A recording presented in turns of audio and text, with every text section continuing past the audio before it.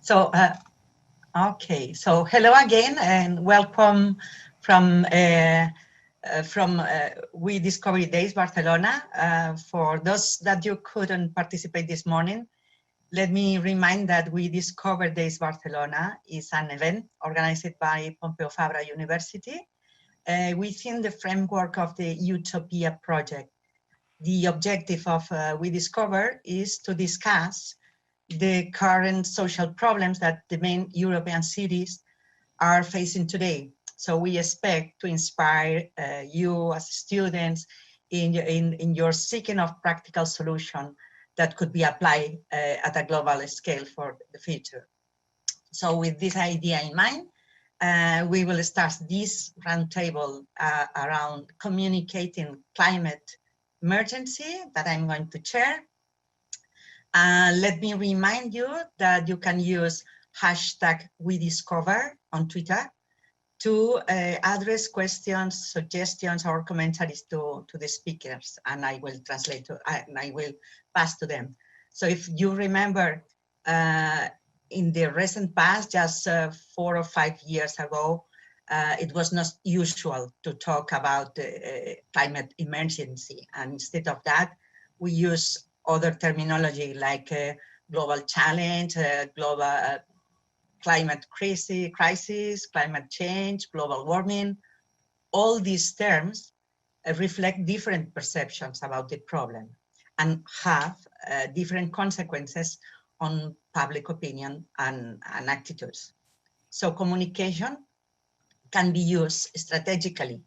For instance, it could be used to stimulate individuals, societal and political reactions, but it also could be used as a tool to persuade people to deny there is a problem or deny that it has an anthropogenic origin.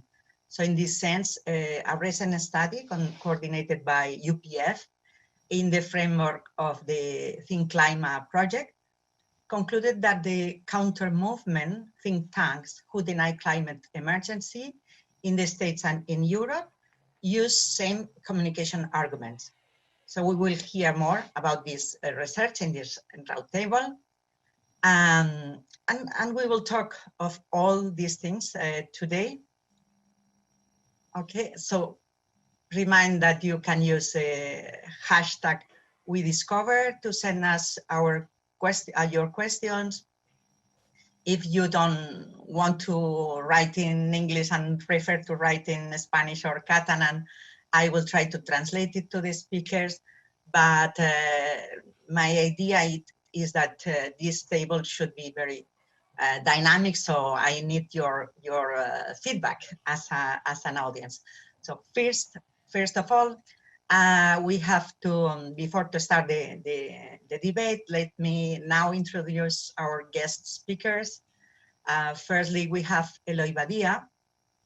He has been councillor in Barcelona City Council since 2015. And since 2019, he has been in charge of the Councilorship of Climate Emergency and Ecological Transition. He is responsible for policies to fight against climate change. He's going to explain some of those policies, including the Barcelona Climate Emergency Declaration, and probably also the action named low emission zone, the largest in Southern Europe to combat pollution and the most important health problem that is the most important health problem in Barcelona. Secondly, we have José Antonio Moreno. He's going to talk about his research around climate change communication and interest groups. And I'm sure he will provide more details about THINKClima project that I've mentioned earlier. José Antonio is a predoctoral fellow in the PhD program in communication here in Pompeu Fabra University. And he holds a degree in journalism from the University of Sevilla and a master's in international studies on media, power, and difference from UPF. So its background is very related with the subject he is now making his research. And our third speaker is Tomàs Molina. He's a very well-known person here in Catalunya. He's chief meteorologist at Televisió de Catalunya, and also reviewer of the 5th and the 6th IPCC report, and associated professor at the Universitat de Barcelona.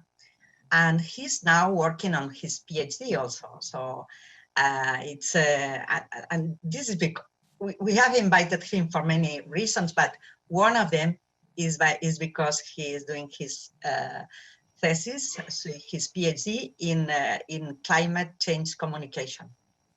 So now the dynamics of this table is that I will ask them some general questions, and then I'll try to pass the questions from the audience also for the speakers.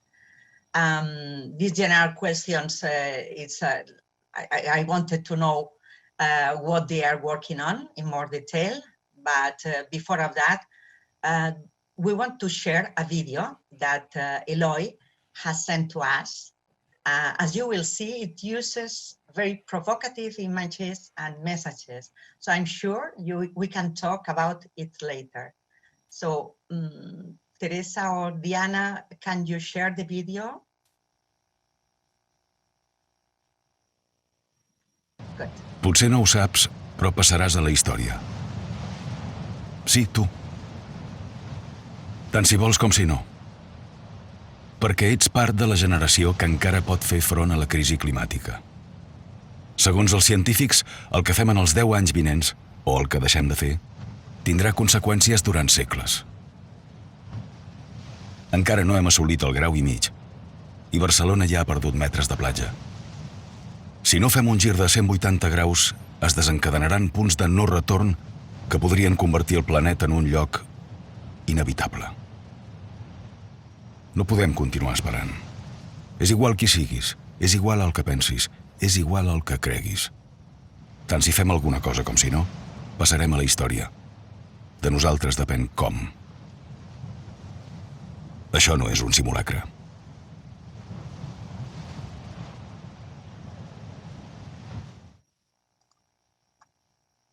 Okay, so I hope nobody is indifferent to the message of this video. And as I said before, probably we can have opportunity to talk about it. But we will start with the questions. And my first question is for the Councilor of Eloi Badia. In fact, actually, there is not a question, and there are 3, but I will ask all together. So what does it mean that the Council has called the state of climate emergency in the city of Barcelona? Until what point an action like this, that start as a communication basis, can have an impact on the city?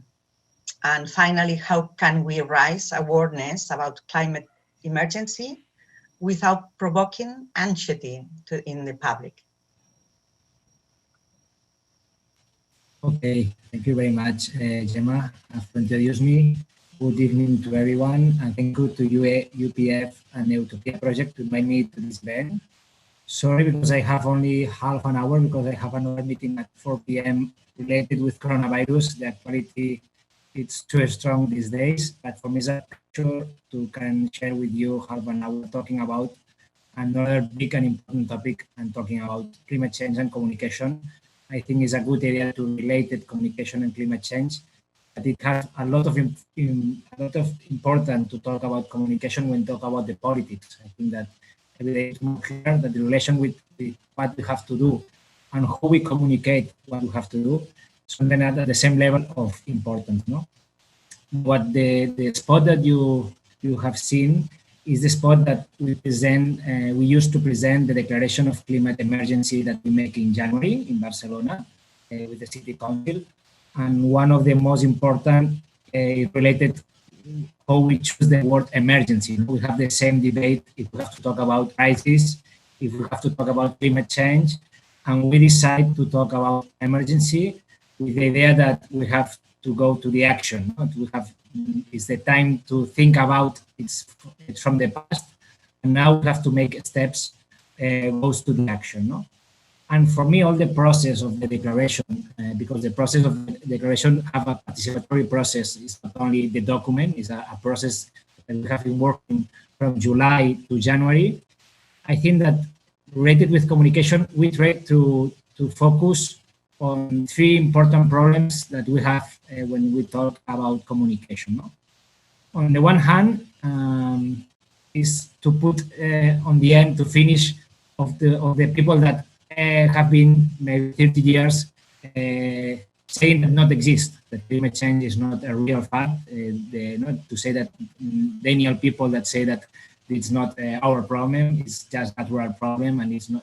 We don't have to be upset. No, I think that one of the ideas of that declaration is to be more close to the science and to the scientists that have been more than 40 years ago talking about of that problem, and to reduce the gap of the science, politicians, and communication. No? To put at the same point, to put the science at the point or in the place of the big importance, to say, okay, we have to listen them and to understand the magnitude of the tragedy, and we have to act. No, I think that we are lucky that now I think that we have made several steps on that idea that don't exist climate change. So we reduce the distance between the science.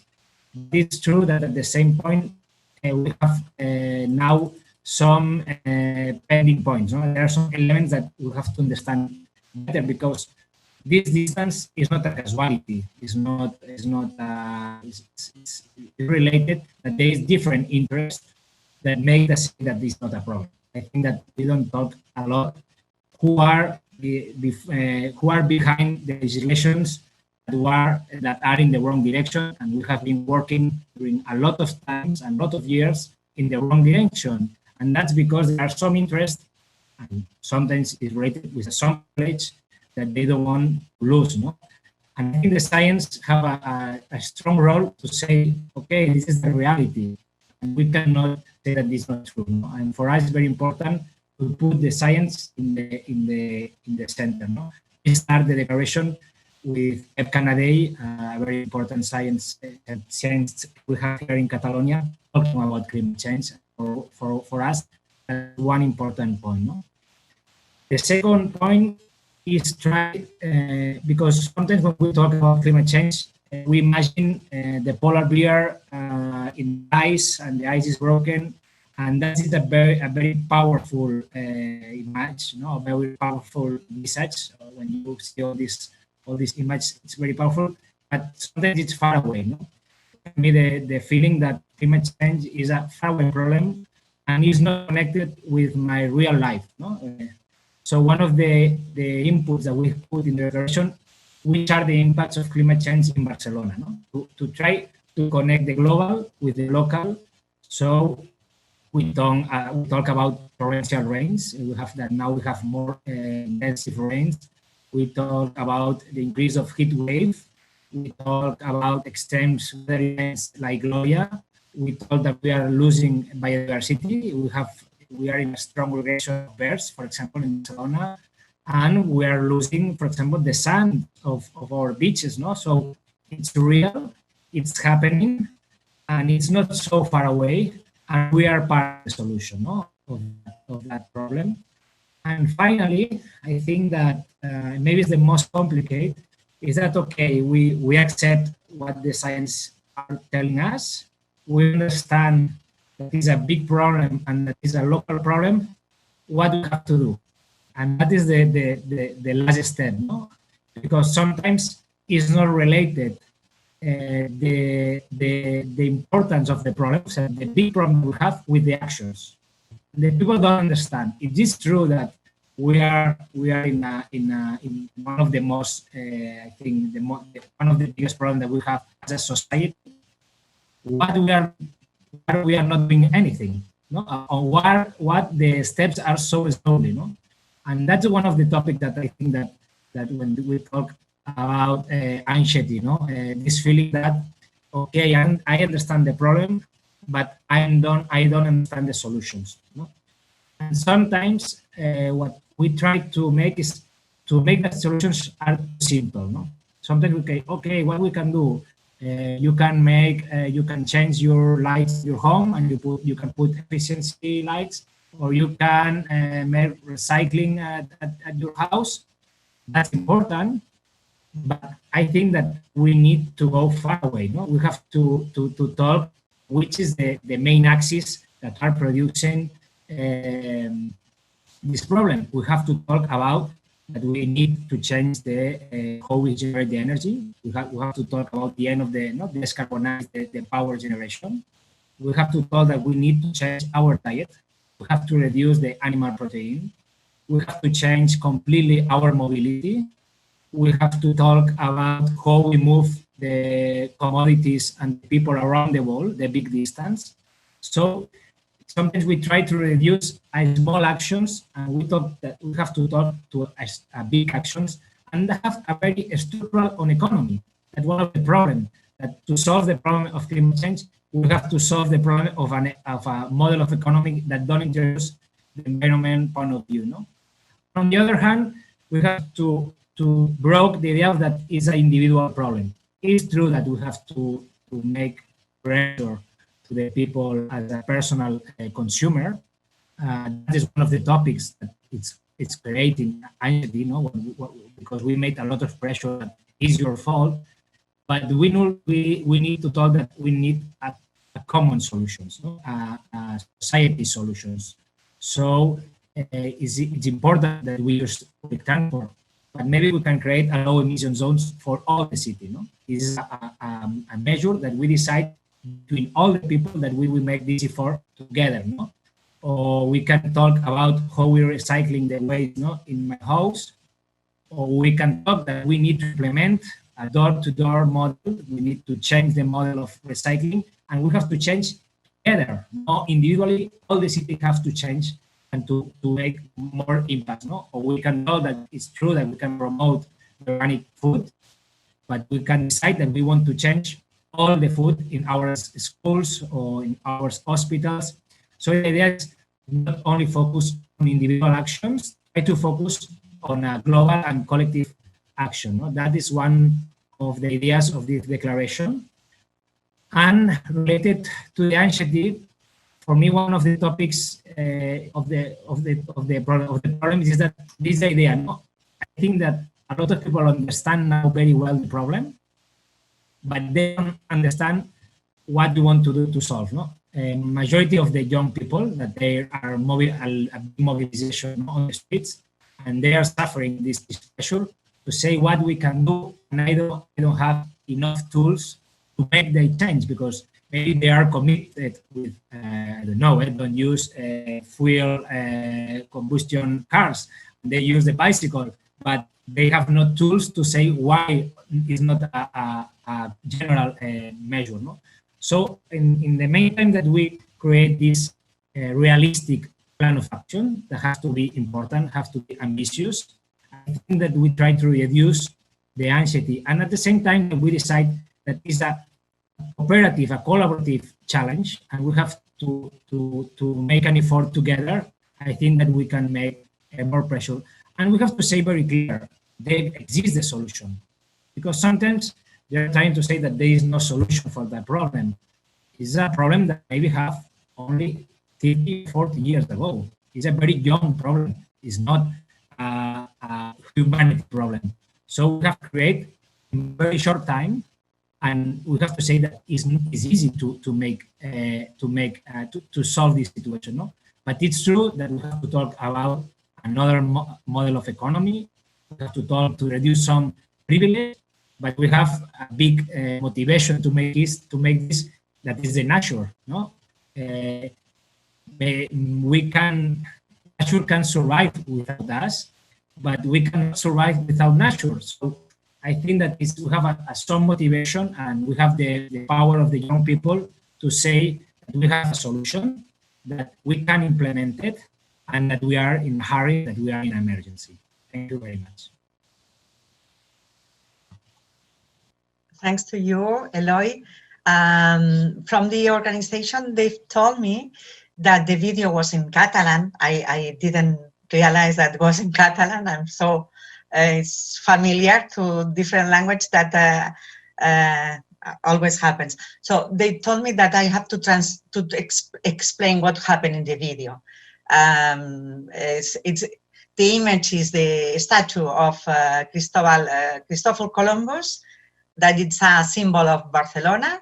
It's a statue that has more or less 40 meters tall, probably 40 or more than 30, for sure. And the message is saying something like, you are part of the future, and it's time that we all together we have to take action, and it is the future, something like this. This is a challenge, this is an emergency situation, this is a climate emergency. I'm not wrong. It's something like this, no? What it says at the video stop. Eloi, is it okay? Yeah, I think that's the idea, no? That you are part of the history. If you want or if you don't want, you will be part of the history. You have to decide what you want to do, no? That's one of the clear messages. Okay, thank you. So this is just to translate in the case people that is seeing this meeting and don't understand Catalan. So I have another question, in this case for José Antonio Moreno. Can you explain to us briefly, what the THINKClima project is and what are its objectives? Yeah, of course. Hello, everyone. I'm part of the research team of the THINKClima project.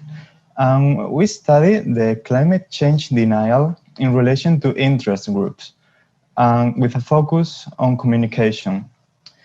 Our project has 4 parts. The first one is theoretical, about denialism. The second one is about identifying the denialist think tanks. The third one is about the immediate impact of the think tanks that we have analyzed. And the fourth and last is about the political impact that these think tanks have. So here I will explain briefly the first and second parts, the denial of climate change and the think tanks that we have identified in our recent work. Surely I need to start with the definition of what a think tank is, because think tanks are not very well known in popular culture. They are more known maybe in the Anglo-Saxon culture, but in other parts they are not so common in the common language. So they are organizations that seek to influence the policy making, and they want to make an impact on the media to achieve that. They have academics, they have journalists, politicians, consultants in their staff to produce a diversity of contents like reports, papers, posts for their websites. And they also organize events, meetings with politicians, and a lot of activities. So in our research project, we studied climate change denial in a double way. The first one is the scientific denial, and the second one is the ideological denial. The scientific denial is the rejection of the climate science, the rejection of the consensus in that climate science, and the fact that global warming is caused by humans. So we looked within the think tanks in Europe, which ones were disseminating scientific denial ideas.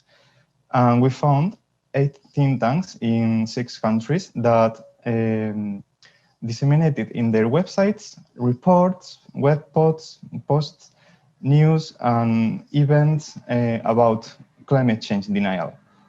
The main arguments were about criticizing activists and politicians that fight climate change. But we also found radical arguments like climate change is not happening, or indeed climate change is actually good for the planet, that are really strong arguments because they are against all science in the climate field. They also blame the politics about climate change, because they said that we just need to adapt to the global warming when the impacts arrive, instead of acting right now. And this profile of think tank is common to be related to the conservative or neoliberal ideas, and they commonly use arguments related to the economy, like we cannot act to stop climate change because it will be really harmful to the economy.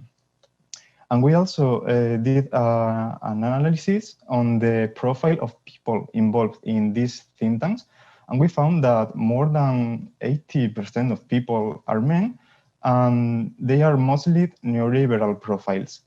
So it's a clear profile of people and ideology that a clear profile of people that deny climate change. They also are present in different think tanks, so they are like acting as a network. They are present in other think tanks, not just in one. And well, regarding the other way of understand the denial of climate change is the ideological way. The ideological denial of climate change is related to the rejection of the need to act. I mean, this denial is not about the existence or not of climate change, but about the psychological, political, or moral implications of climate change. This denialism is related to a variety of myths. We have identified some of them, like the idea that progress is linked to growing without taking into account the limits of the planet, the idea that technology will solve our problems, and the idea that our dietary habits are fine without taking a transition to another way of producing the food. In relation to that last one, we made a research about the animal-based diet and the link with this diet with climate change in think tanks of every kind in Europe, and we found that think tanks didn't pay attention to that link. They didn't problematize that problem, that issue. They didn't visualize that cause of climate change. So that's kind of an ideological denial of the causes of climate change, because our culture makes us taking the focus from important topics and invisibilizing another ones. So it's important to put the focus in all the causes, not just in some of them. Well, with this in mind, we study how these think tanks disseminate denialism, but they are not the only ones that undermine the climate politics and media messages. They are part of a bigger counter-movement that in the United States, it's called the denial machine, that is formed by conservative think tanks, but also by polluting industries, contrarian scientists, politicians, journalists, and so on, a lot of people. In the United States, it's well known that they tried to make an influence in the media, and they achieved it, and also in politics, in the Congress. What we want is to study that in Europe, because there is a lack of knowledge of this counter-movement in Europe. Well, to sum up, I want to stress the need to know who are the disseminators of these messages that are against climate action and that acts in the communicative sphere. But also, I want to stress that climate change is a shared responsibility. Not only think tanks should be blamed for not acting, for not following the science. there are indeed think tanks that do recognize climate change and work in that direction. There are think tanks of every sign, but also citizenship, people, industry, media need to acknowledge the science, the urgency, and act in consequence. So we need to fight the denialist messages, but also the ideological denial that is in our culture and in our everyday. And that's what we do in THINKClima. Okay, so thanks a lot, José Antonio. I've heard many things that I wanted to ask later, of course. But now our third speaker, Tomàs, and here my question is, in your quadruple role of meteorologist, TV communicator, researcher doing your PhD, and also reviewer for the IPCC panel, that I think there are not many people from Catalonia nor Spain in this position. What's your vision about the communication in general of climate emergency? What we are doing right? What we are doing wrong? What should we go from here? Hello, thank you, Gemma. Thank you, José Antonio, Eloi, to share this table with me. In fact, I'm one of the members of one of those think tanks José Antonio was talking about. I used to be the president of the Climate Broadcasters Network Europe. That was a founded think tank by the European Commission that was established before the COP of Copenhagen, remember, in 2009. At that time, it was at the end of the Protocol of Kyoto. There was nothing on the agenda to renew this protocol, and it was expected in 2009 that a new deal, a new kind of agreement in the world will take the part from the Kyoto and then start the fight against climate change. And at that time, they wanted to have a kind of transversal view in Europe, because you may remember that at that time, that was the thing of 2020. That was, the idea was to cut and for 2020, that means now, it should have been a 20% reduction, a cut on the emissions, also a 20% of the whole energy that came from renewable sources, and also an improvement of 20% in the efficiency of processes. We have not reached that 2020 idea of future, because it's nowadays.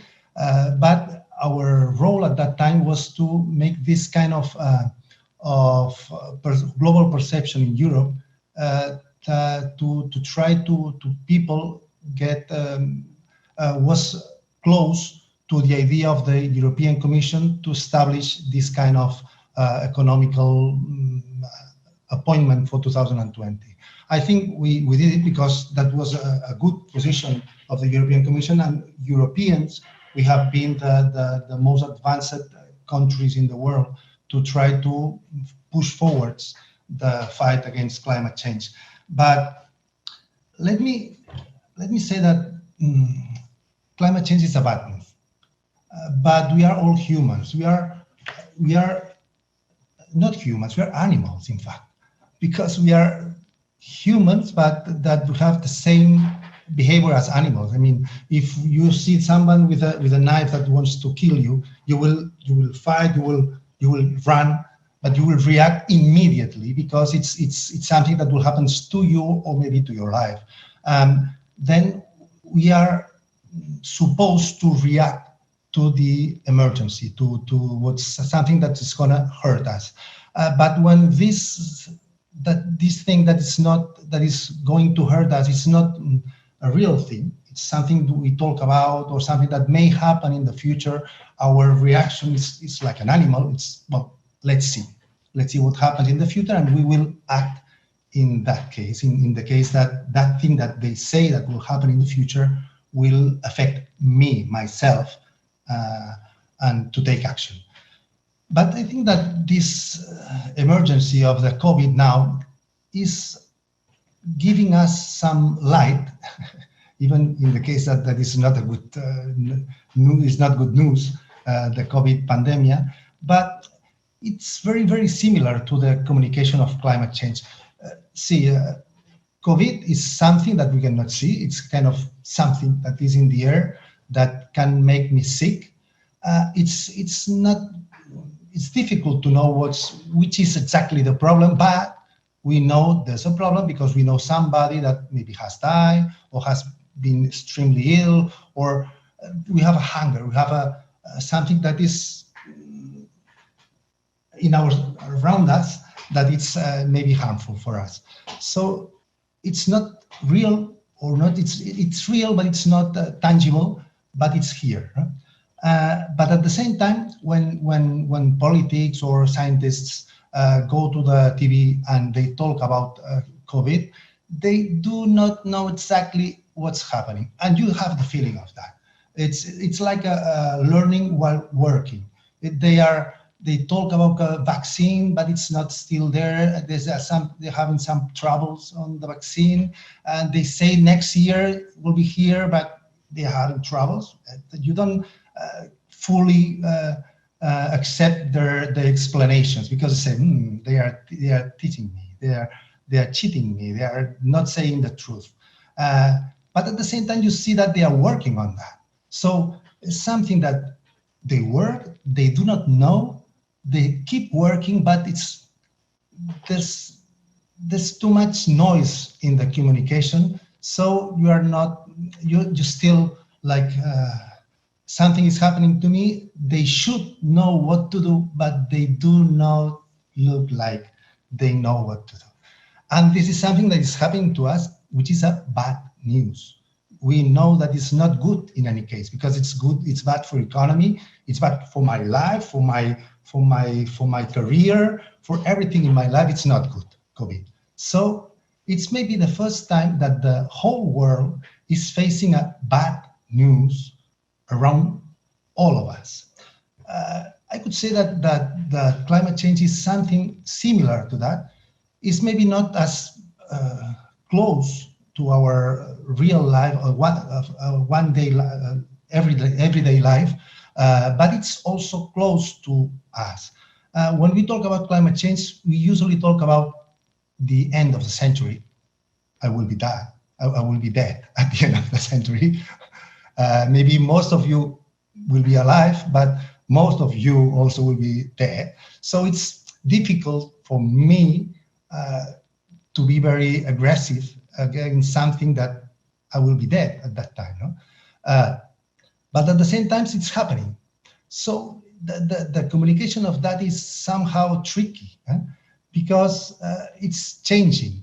The first time we talked about climate change was in 1990. So it's 30 years ago. For most of you, or for many of you, it's so long ago. But for me, it's in my working. I've been weather presenter, weather meteorologist on air for 34 years. So I was already on my work 30 years ago. So for me, at the beginning of my career, I was not aware of climate change. Not even, I never think about that. And then after 1990, I started to think about that, and I started to read, and there was not an agreement at the beginning of what was the truth about climate change.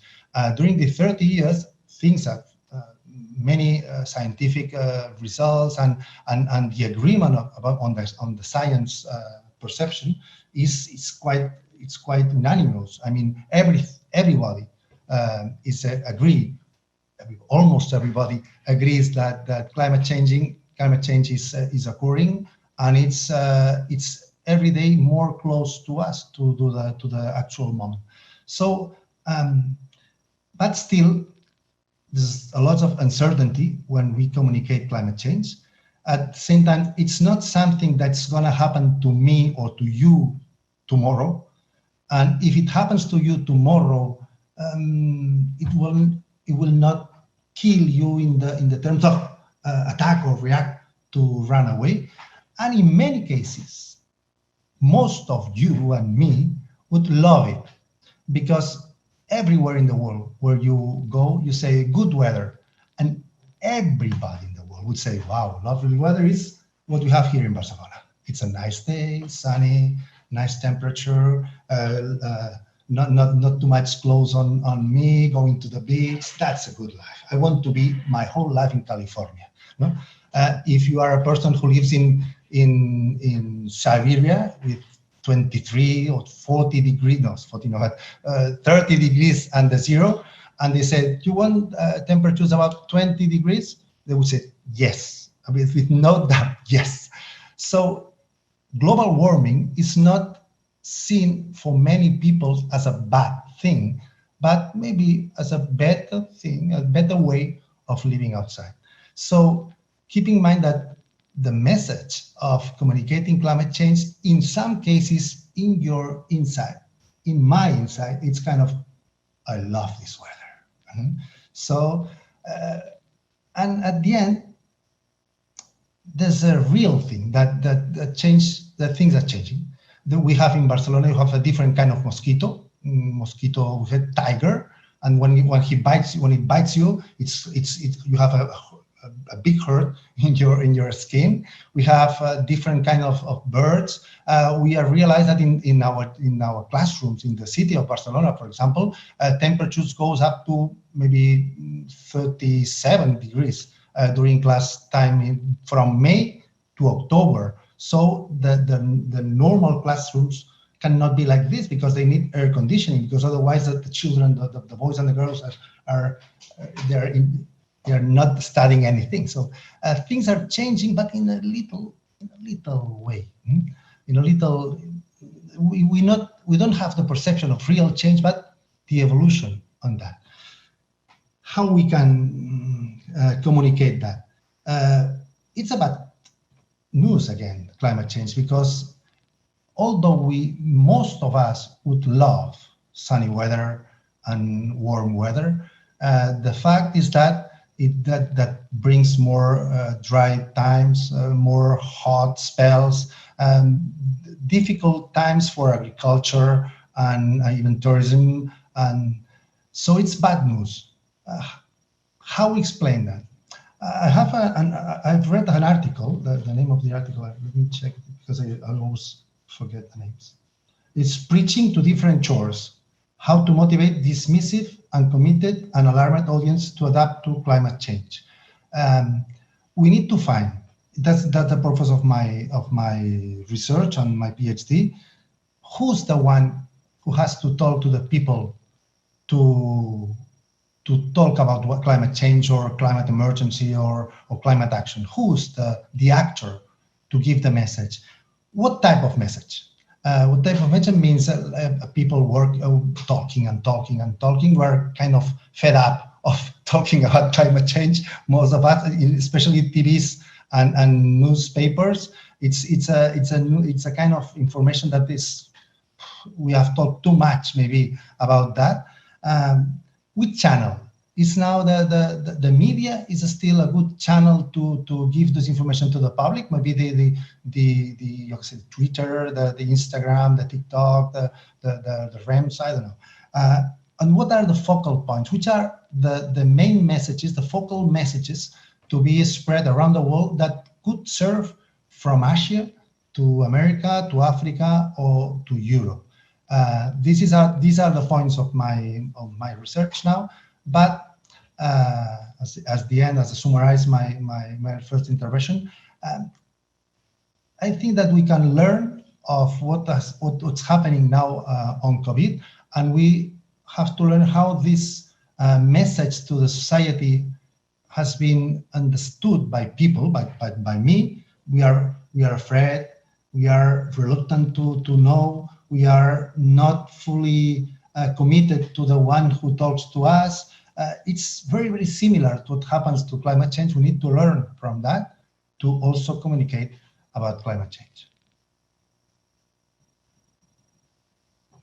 Okay, so thanks a lot. Thank you very much, Tomàs. When you were talking, I was doing memory of myself in my career. For me, 1990 is also the start of my career, and I have many thoughts about things that you were talking. For instance, one of my first works in science communication was to write a chapter for a book that was about climate change. I think it was in 1997, something like this, or 96. And the editor asked me to write about the effect of climate change on infectious diseases. And it was the first time I thought it has any effect, the supposed climate change, because in these times all of us doubt of everything. And it was the first time that I thought it could has an effect on infectious disease. So you let me remember many things that it's so strange to see right now, 30 years later. But okay, so I have prepared more questions to the speakers, but it would be ideal to see what the audience wants to know. So I insist that if any of you, if anyone has questions or suggestions, now is the time. You can write it using Twitter, using the hashtag WeDiscover, and I'll translate them to the speakers. Meanwhile, I'd like to ask speakers some more things. Starting maybe with I'm sorry, Eloi Badia has to go on. He has told before because he has another urgent appointment related with the pandemics. So we'll be in a more petit comité right now. But we are strong people to talk about this. So starting with José Antonio, my question is, could you give us more detail about the nihilist think tanks that you have identified in THINKClima project, or especially, is there any think tank, a Spanish think tank, or any more that we should know or we can know? Yeah, of course. In Spain, well, we have identified 8 think tanks, the most prominent ones regarding climate change denial in Europe. In Spain, we have identified the Instituto Juan de Mariana, that is based in Madrid. It's related to the neoliberals economic sphere.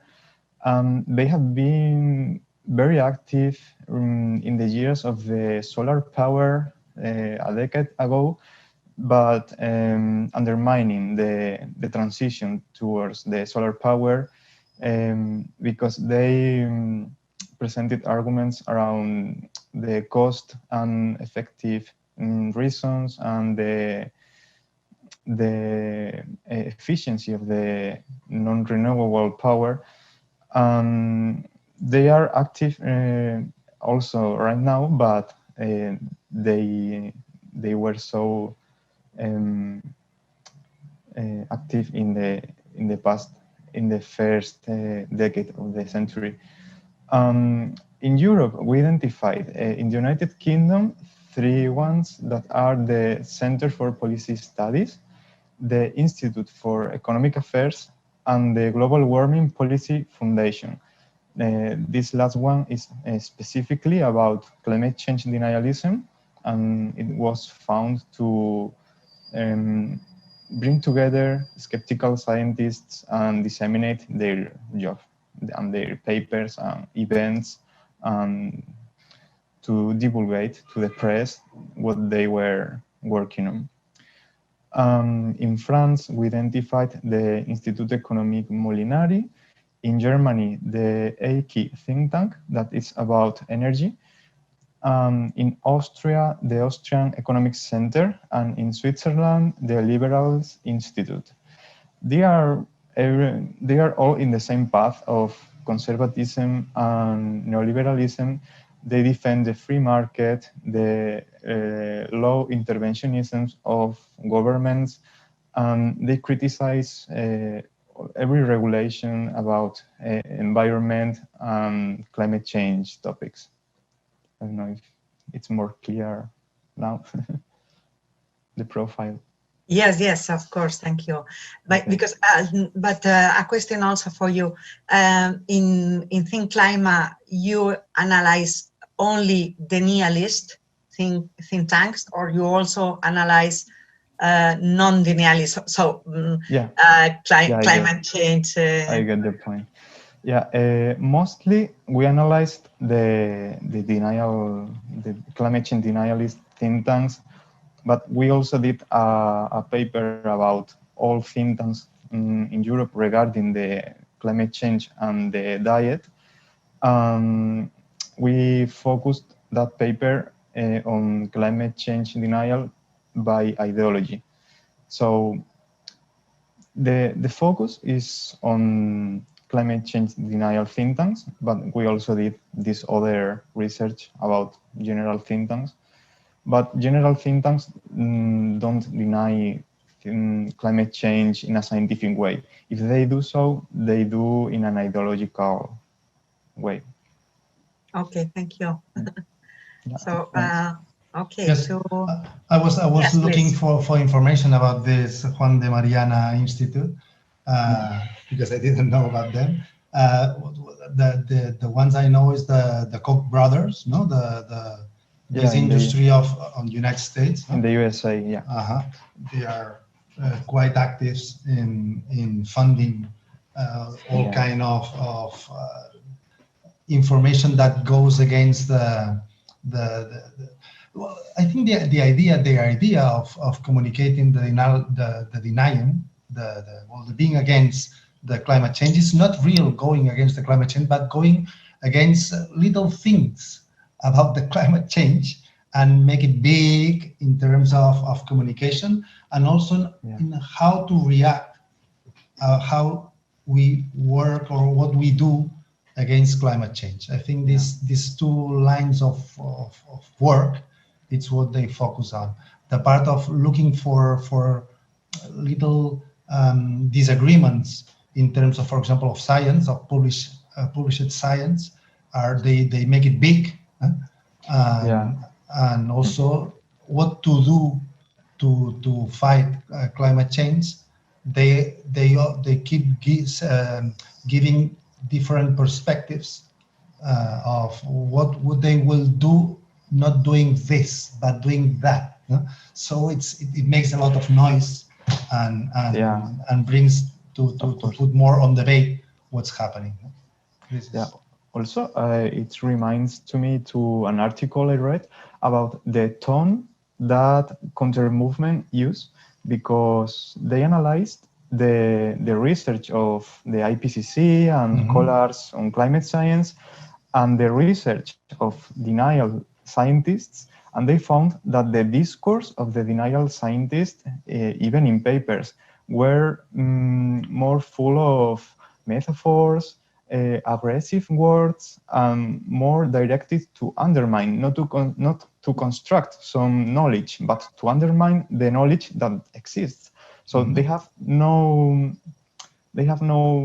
proposal. They have no proposals to follow. They just want to undermine the science and the advancements. Maybe their proposal is just to block the reaction.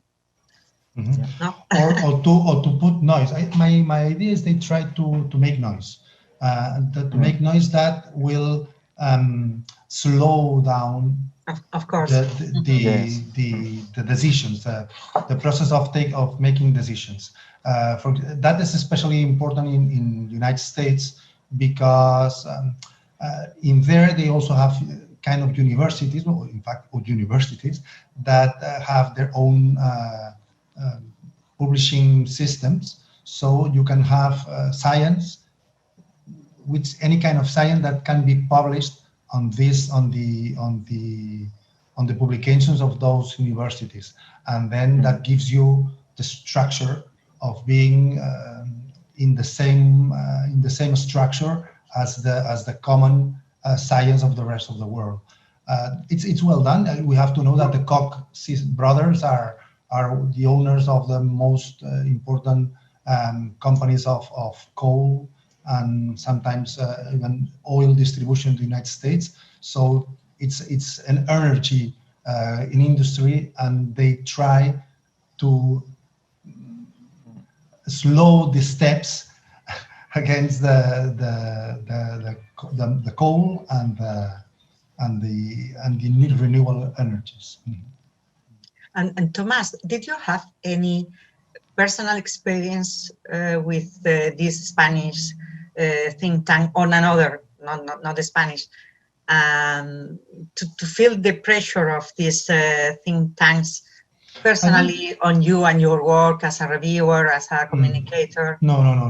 I don't think they are active against anything.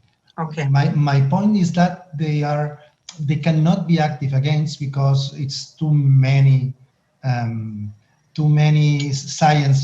published science that says the same thing, say similar things. So their idea, I think, it's to make noise and to slow down the debate, especially in terms of taking decisions. And imagine if you because most of the time they focus on the third part of the IPCC. One is the science of the climate change, of the weather and the climate. The second one is mitigation and adaptation, and this kind of the second and the third part of the working groups that say what to do, and we should work on the future to try to reduce climate change. That's where they work, because this is a more not fully understood science. It's the same as in COVID. I mean, it's something that we have this idea that may work, but we are not fully sure that my idea will work in 20 years. So they can go there and put more inputs just to say, well, I don't know, but if you do that and that and that, it's not going to work. So they put more noise, and it's difficult then to find an agreement. Thank you. So because I was thinking that in order to reach these decision makers, apart from going to make noise in general, they can also go to mass media. Maybe José Antonio can share the THINKClima research about if media gives attention to these think tanks, a lot of, or in the past and not now. Yeah, following what Tomàs said, in the United States, we know that think tanks have tried to promote fake debates in the media because they argued that they have a stance that is not being covered. So if media didn't cover their stance, they will be being blamed for being partisan or biased. So the fact is that by covering that think tanks and that denial ideas, journalism was being partisan and biased because they weren't paying attention to the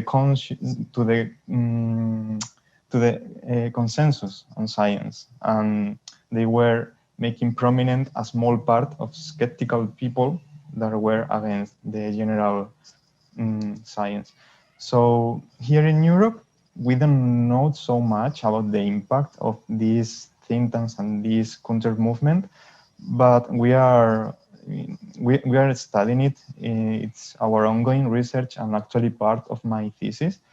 And we will look for mentions of these think tanks in the press and how they are covered. We will look also the frames they used, if these frames, these denial arguments are used in the press. We will see, but there is actually a lack of knowledge about that. So we need to reach that information before. Yeah. Let me say that here we are all convinced of the same, but it's not the whole world who's convinced on the same idea. In my case, I've been the chair of the International Association of Broadcast Meteorologists. We are a group of meteorologists around the world, a big group of meteorologists around the world. We have the status of observers of the World Meteorological Organization. That means that we have voice but not vote on the Executive Council of the World Meteorological Organization and the IPCC. In our membership, when we talk in our membership about climate, our membership is people who work on weather. Right? When we talk about climate, many times we have a debate on not being too much politics. Not on climate change, but in climate. So even in our professional group, we have many weather presenters around the world, especially from South America, from North America, from also Japan, China, and so on, that do not fully agree of not climate change, but how to deal with climate change and how the problem is more or less important than other problems that their societies are facing. It's difficult to explain, but for some Chinese, the power of the society, the different aspects of their life are more important than climate change, and then are against to make it grow, to make the problem of climate change, to make it grow in terms of the governmental action in China than the fight against poverty. I don't know if I explain myself. It has changed now with the ODS, or how you call that? ODS, yes. ODS in Spanish, but in English is? Okay, it's sustainability. SDG. SDG. It has changed now because now on the SDG, climate action for climate is a number 13. So you have 12 before action for climate, because everything is connected one to the others. But keep in mind that not everyone has the same point about climate and climate change. And its priority. And maybe it is related with the use of the different words to define the challenge. I don't know if in Europe, for instance, now it's most common to use climate emergency, but I don't know if people from, as you said, in Americas and Japan, in some parts of Asia, they use do they use this climate emergency, or they still use? That thing of climate emergency and how the press was related to that, in fact, came from the United States. And then many of the TV stations and the newspapers in the world has joined this kind of movement to change the word and not say global warming, but saying climate emergency, climate crisis, and so on.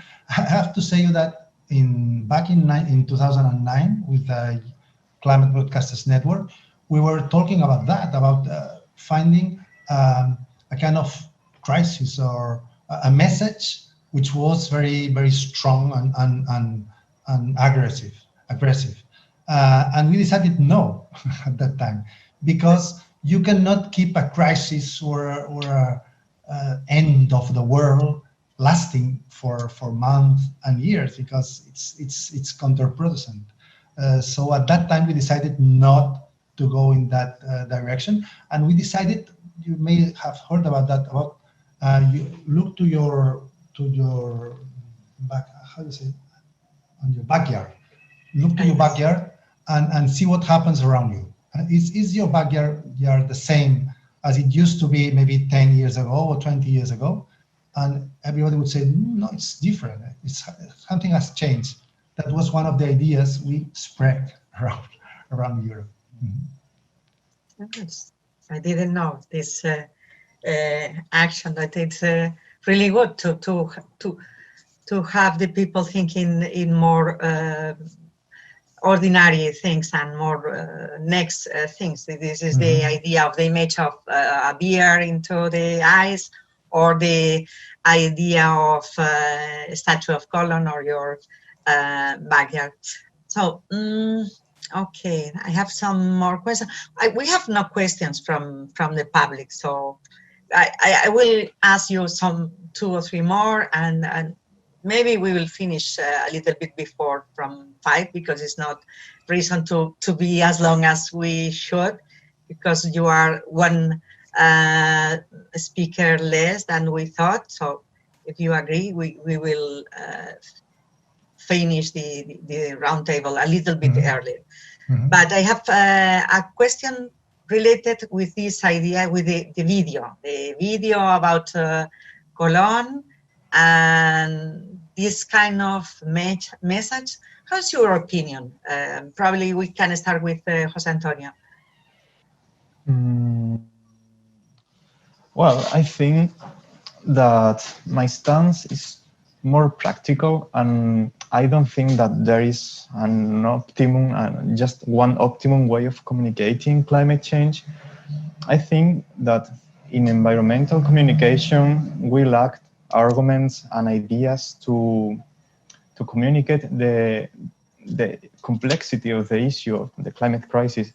So I welcome every approach to it, and I think that maybe a more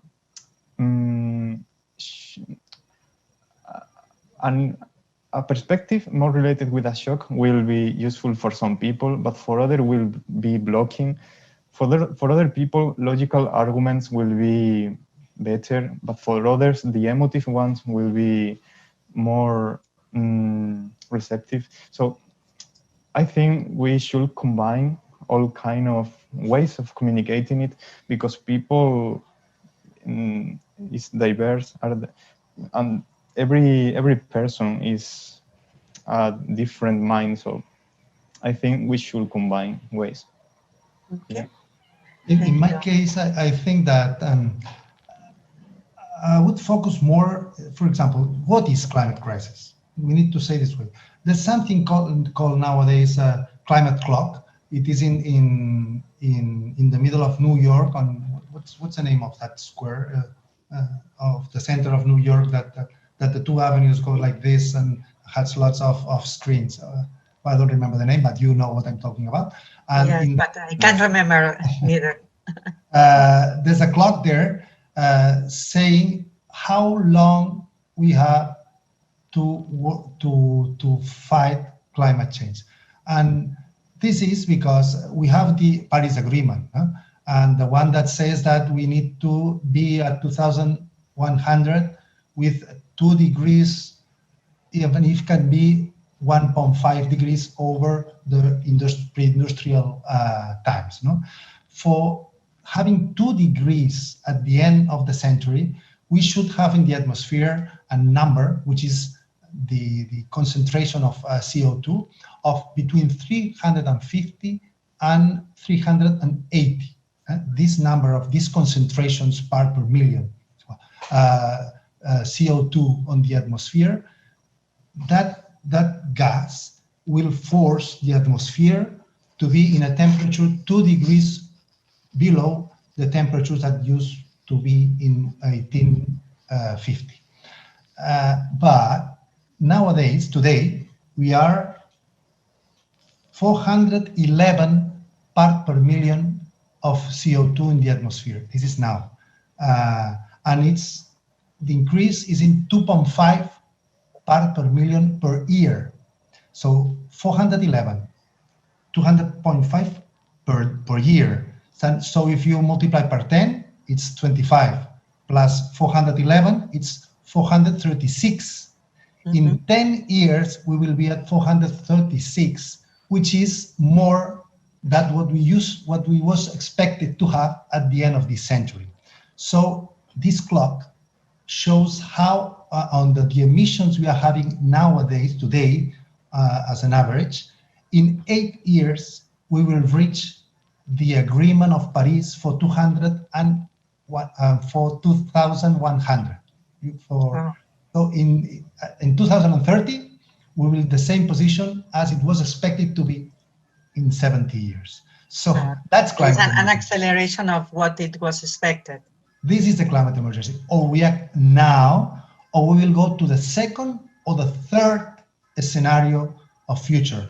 The second one is an increase in temperature of 3.3, 3.5, 4, and the third one is 4.5.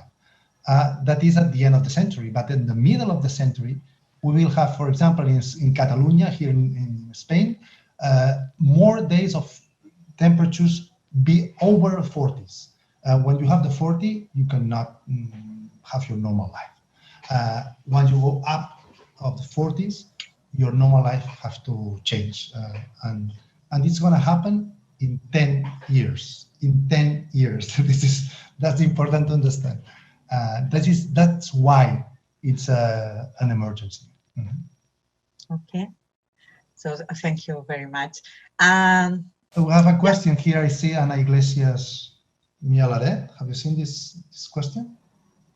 Are you seeing this question? I have not, because it is supposed that the organization has to pass me the questions, but they are... Like... Okay, yes, please. Ana Iglesias, question for Tomàs Molina. What do you think should be the role of public media? Would it be interesting to use the space dedicated to the TV weather forecast to disseminate on this topic? Good. It's a good idea, but you have to understand that the TV weather information, it's in many TV stations from 1.5 minutes to maybe 2.5. In Television of Catalunya, it's longer. We have like 4 minutes and a half, but it tends to be short.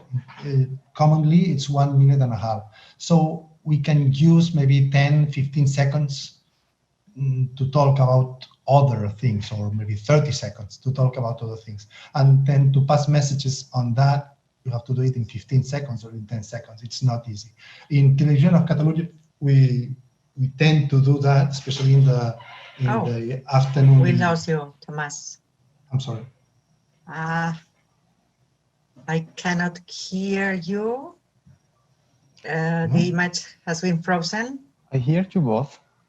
Okay, now, right. I'm still here? Yes, Yeah. please. I said that in Television of Catalunya, we try to do that because we have longer segment in our news program. And we try to give ideas of reducing emissions. This is what we do. But because only talk about climate change, it's tiring as a message. It's the goal. The world is gonna be warmer. You cannot say that every day. You cannot when you work on that. Then you need to give other kind of messages, and we tend to give messages about reducing emissions and reducing. Try to recycle more. Give tips to recycle more. Yeah, good. I don't know if there is any other question. Mm-hmm. Diana is in the organization, and she told me there is not more questions. The moment, no. Okay, thank you, Diana. So my last question to finish this roundtable is for you both. I'm probably starting with José Antonio. Do you have any advice for the general public on how can we recognize manipulation of data and information in the case of climate emergency? How can we use better the information, recognize what is the truly based or evidence-based information? Yes, I think that to detect the denial discourses, the biased debates, and this kind of manipulation prevents people for being manipulated. Because if you know that these practices exist, people will be more resilient, more active in detecting them. Actually, there is one study between people who read news about the climate counter movement and people who didn't. They were then exposed to biased news, and people who read about the climate counter movement and these tactics of manipulation were more critical with the biased information. So I think that communication is a tool very effective to teach people how to act, to make pedagogy about the climate crisis. We need to follow a healthy press diet and not to lose the contact with media, journalism, and so on. Thank you. And what's your opinion, Tomàs? We are now in a different world as the one I was used to. It's a world where news is under algorithms. I mean, in my place of work, we have in the world we have an algorithm that says us which words to use, what time do we publish, in which place we need to work as a passerelle, for example, the consumption of the news nowadays comes from another place. It's not that you go to Televisió of Catalunya to get the news, but using your Twitter, you see a news of Televisió of Catalunya that you click on there and then you go to our place, or on the Facebook, on the Instagram, on the TikTok. All these places are nowadays responsible for more than 30% of the consumption of the news of a so powerful news emission as Televisió of Catalunya. So the way you publish has to react to the algorithms of these platforms that are the ones who will bring the information to you. And so news nowadays are more cooked. You have like a kitchen, and then you have to cook the news that they follow the algorithm to reach every one of us that we consume this kind of information. So the truth nowadays is it's not as truth as it used to be. It's a tricky trap, no?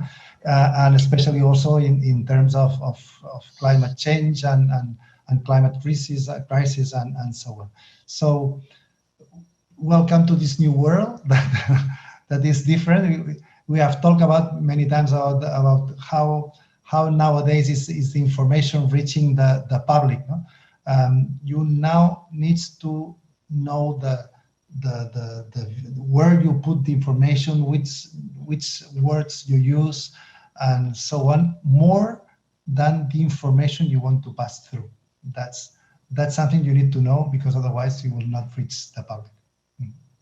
Yeah, so I agree with you that now it's a new time with new rules, and algorithms are taking the power of the flux of information, and journalists and other communicators are being pressured by the clickbait and this new way to write and to address to the people. And I'm not sure if these new things are in line what we are saying here, of transmit some information, some scientific information, accurate and useful for the people. What other thing is that we need to work professionally. That's the most important thing. I mean to react to denialism, you need to use similar techniques of the one they use, and if you want to communicate something, you must do it in a professional ways, because otherwise it's difficult.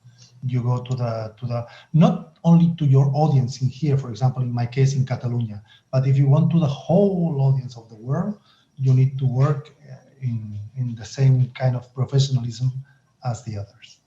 Yeah. I agree with you. So thank you. So thank you very much to both of you. We have come to the end of this round table. I hope there is a lot of things to think and to act also, no? And for the students that are seeing us, and this roundtable is being registered and probably will be open to the public.